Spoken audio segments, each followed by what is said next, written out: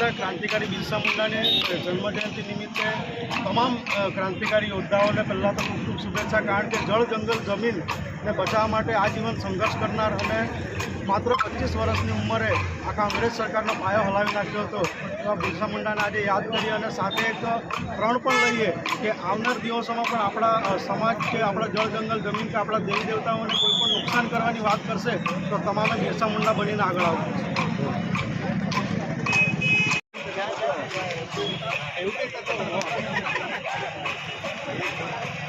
बोलो भगवान बिरसा मुंडा की जय, बोलो भगवान बिरसा मुंडा की जय, बोलो भगवान बिरसा मुंडा की जय। जय आदिवासी जय जोहार।